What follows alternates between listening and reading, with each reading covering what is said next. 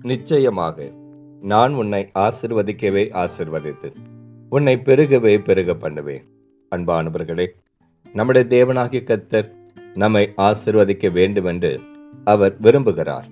அவருடைய ஆசீர்வாதங்களை நாம் பெற்றுக்கொள்ள வேண்டுமேயானால், அவருடைய ஆசீர்வாதங்களை பெற்றுக்கொள்ள வேண்டும் என்கிற மன விருப்பம் நம்மிடத்திலே காணப்பட வேண்டும்.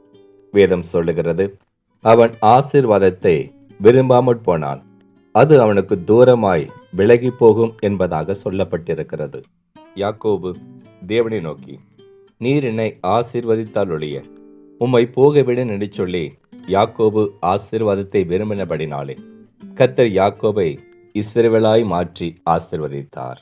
யாபேஸ் தேவனுடைய ஆசீர்வாதத்தை விரும்பினபடினாலே கர்த்தர் யாபேசையும் ஆசீர்வதித்தார்.